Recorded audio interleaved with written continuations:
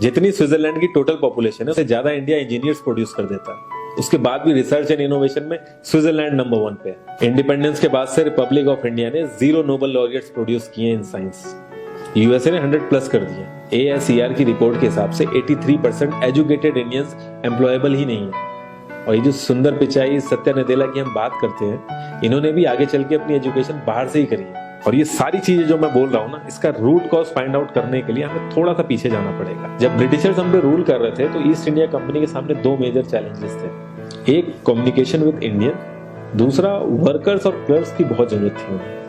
फिर Thomas Babington McCoy ने हमें इंग्लिश एजुकेशन एक्ट ऑफ 1835 दिया, जिससे उनके दोनों पर्पस पूरे हुए। पहला, उनको बंदे चाहिए थे जो चुपचाप डेस्क पे बैठे, अपना काम करें, क्वेश्चंस ना करें और ज्यादा क्रिएटिव ना हो। Second, communication in English. English सबसे ज्यादा बोले जाने वाली लैंग्वेज नहीं है, उसके बाद भी इंग्लिश एक लैंग्वेज की बजाय एक क्लास बन गया इंडिया में। रशिया, चाइना, फ्रांस, ये सब जगह इतना ऑब्सेशन नहीं है इंग्लिश को लेकर जितना इंडिया में है। पुअर कम्युनिकेशन बोला जाता है अगर आपकी इंग्लिश अच्छी नहीं है, जबकि इंग्लिश ना आने का मतलब है कि आपको कोई और लैंग्वेज आती है। 5 साल पुराना iOS भी आज की डेट में आउटडेटेड माना जाता है। लेकिन इतनी इंपॉर्टेंट चीज हमारा एजुकेशन सिस्टम आज भी बस थोड़े से चेंजेस के साथ ऐसे ही चल रहा है। हमारे एजुकेशन सिस्टम में रटने का कंपटीशन होता है, जो ज्यादा रट लेता है उसके ज्यादा मार्क्स आते हैं। अब 95% जिसके संस्कृत में आए हैं वो भी संस्कृत नहीं बोल पा रहा है।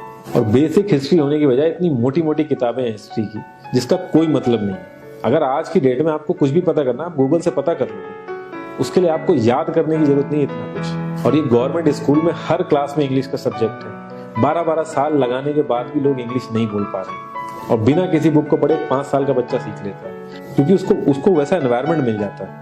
A+B का whole square is equal to A² + B² + 2AB। इसका रियल लाइफ में क्या यूज है किसी को नहीं पता, न प्रिंसिपल, न टीचर, न बच्चे, बस पढ़ाई चले जा रहे। हो सकता है इसका कुछ मतलब हो, लेकिन आप ट्राई करके देखें ना, किसी को नहीं पता। हाँ, 2AB की जगह अगर आपने 3AB बोल दिया तो 4 लोग हंसने वाले मिल जाएंगे आपके ऊपर। किंडरगार्टन में जो बच्चों को सिखाने के लिए टेक्निक यूज होती है वो लाख गुना अच्छी है कॉलेज की वो रटने वाली टेक्निक से। और जिन बच्चों के बहुत ज्यादा नंबर आते हैं ना, जो वो छुपा छुपा के एग्जाम में लिखते हैं, आप देखोगे जब वो रियल लाइफ में जाते हैं तो ज्यादातर क्रम्बल करते हैं। हर किसी को सेम सिलेबस और सेम चीज सिखाई जाती है बिना उसकी कैपेबिलिटी देखे। और क्रिएटिविटी का तो दूर दूर तक मतलब नहीं होता। अब एक लाइन से आप शेर, मछली, सांप, हाथी सबको लाइन से खड़ा कर दो और उनसे कहो पेड़ पे चढ़ो, उनको तो जिंदगी भर यही लगेगा ना कि वो तो किसी काबिल ही नहीं है। और द्रोणाचार्य ने भी पांडवों को उनकी स्किल सेट के हिसाब से उनको चीजें सिखाई, सबको एक ही चीज नहीं सिखा दी। और हमारे एजुकेशन सिस्टम में ज्यादा ऑप्शंस भी नहीं है। सबसे ऊपर साइंस, फिर कॉमर्स और सबसे नीचे जाके कहीं नंबर आता है आर्ट्स का। आर्ट लेने वाले को तो लोग इतना हल्के में लेते हैं जैसे वो किसी काम का ही नहीं। हर माँ बाप को तो इंजीनियर या डॉक्टर ही बनाना है। कॉलेज वाले अगर एक्स्ट्रा कोर्स रख भी देते हैं तो माँ बाप एंट्री नहीं कराएंगे, तो वो सारा पैसा बर्बाद होगा कॉलेज का। तो ऑप्शंस कहाँ से आएंगे?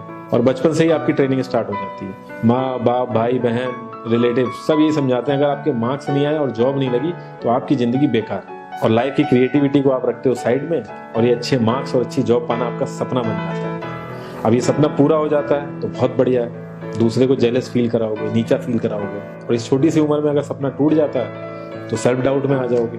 इतना बाहर वाले आपको नीचा नहीं समझेंगे जितना आप खुद की नजरों में गिर जाओगे। आप किसी भी 4-5 सक्सेसफुल आदमियों के बारे में सोच के देखिए जिन्हें आप बहुत सक्सेसफुल मानते हो या जिनकी तरह लाइफ आप जीना चाहते हो।